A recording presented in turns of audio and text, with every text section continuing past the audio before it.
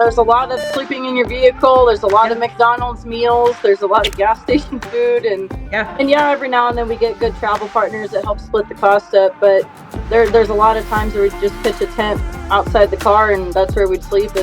Or if you got a travel partner, you wouldn't sleep. One would drive and one would sleep, and you'd switch off. Rodeo. There's all different kinds of ways to rodeo. There's 100 different ways to do the same thing.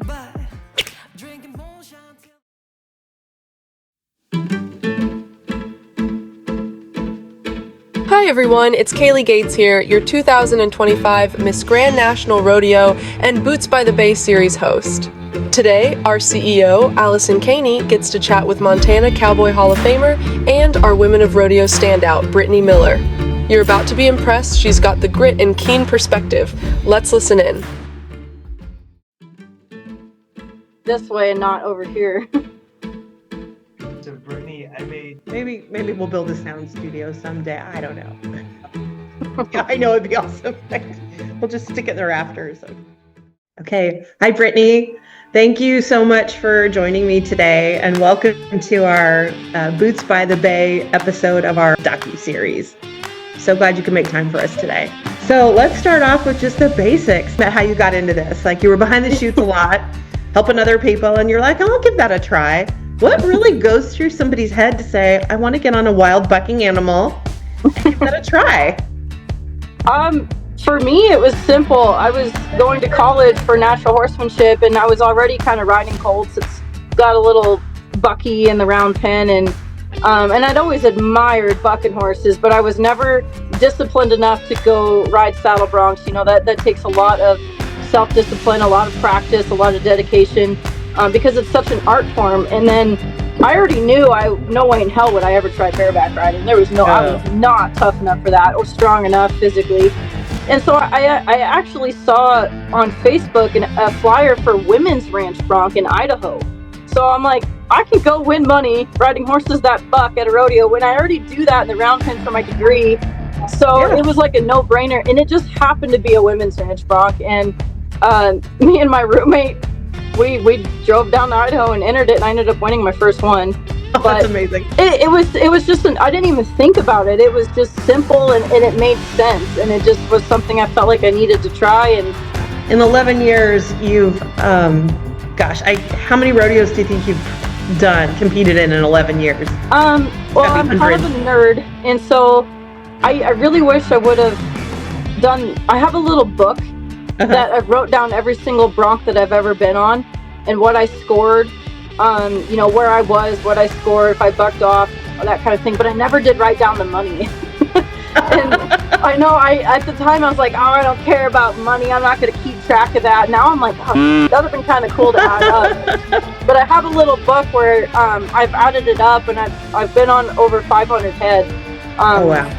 But the last 5 years hasn't been that great. So I've really just been out of it since 2019. And in 2019 is the year I broke both my legs. So, and then 2020 was COVID. 21, I broke my collarbone and punctured my lung. 22, I broke my arm in half.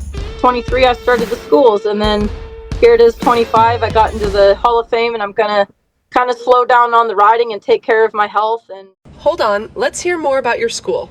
The last 2 years, I've started a women's ranch bronc school.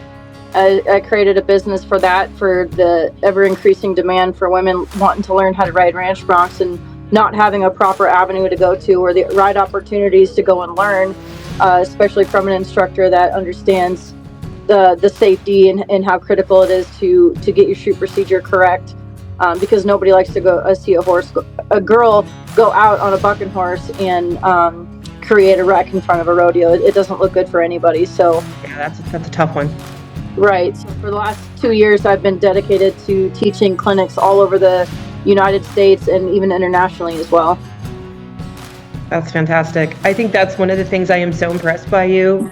You spend just as much, maybe more time developing others in this sport as you do developing yourself. And yeah, you bring everybody along with you. I think it's phenomenal. Yeah.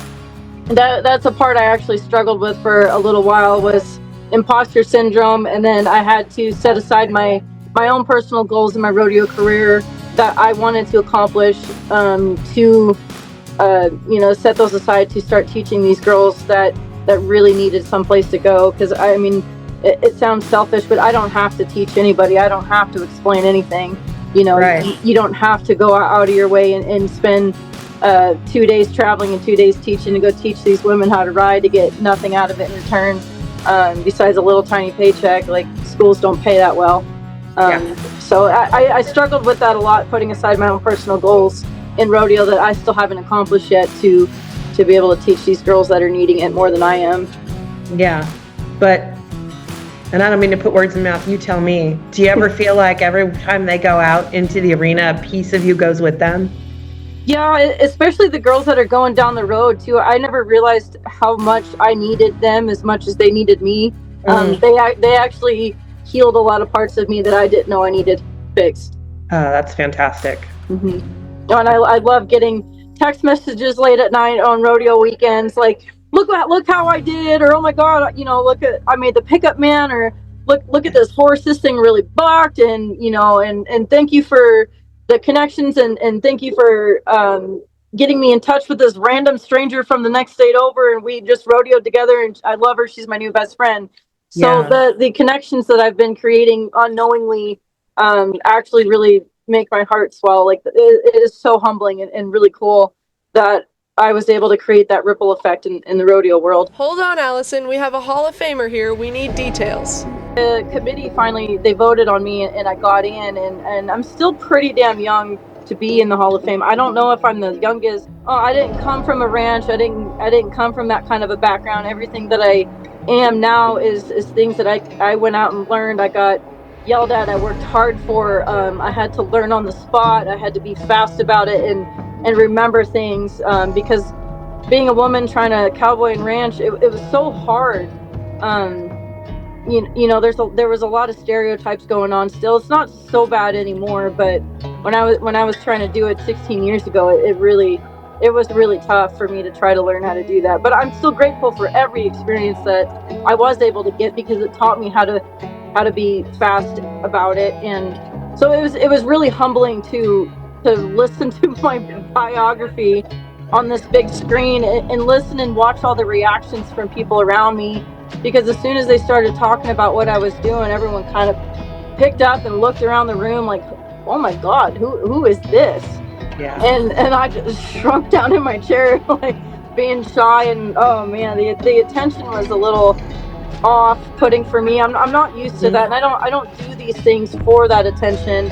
I do it because it's not an opportunity that is not available. Yeah, you strike me as probably one of the most humble people I've ever met, and I could see you reacting that way. But that's why you really, really, one of the reasons why you are absolutely the right choice. Words of wisdom for cowgirls and women everywhere. Also, why all Bay Area women need to attend our 3rd annual Women of Rodeo on October 4th. You have great advice for young cowgirls. I know we've talked about that. But if you were to mentor and give maybe 1 or 2 pieces of really solid advice to the next Brittany Miller, what would that be? Oh man, that's such a big question too. I don't know. It's really cheesy, but don't quit trying. I mean, I've had people tell me my whole life to give up and to quit and find something else to do, and you'll never figure it out. And I always told myself, I don't care if it takes me 10 years to learn how to do this. I'm going to figure it out. I want to do it, and I wanted to quit on myself so many times. I still kind of struggle with it sometimes, but it's really cheesy. But don't quit on yourself. You don't know how far you can go and until you try. You have no idea what you're capable of until that gate opens. Those are wise words. Can you tell us a little bit about why you think the Women of Rodeo event is special? This Women in Rodeo at the Cow Palace that has all the different events that are just women competitors, plus the women's rough stock, is very unique, because there's, not to my knowledge, I don't know of any rodeo that offers that. Well, yeah, I challenge the women of the Bay Area to come out to Cow Palace and support this Women of Rodeo. Thank you for watching this episode of Guess What's Coming to the Cow Palace, Boots by the Bay edition. Stay tuned, more Real Life Rodeo episodes coming soon.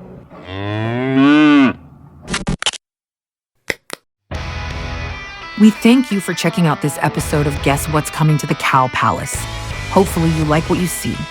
Be sure to subscribe in the lower right, and if you want more, just choose the video in the lower left to start the next episode and scan the QR code to be in the know with event announcements. Thanks for watching.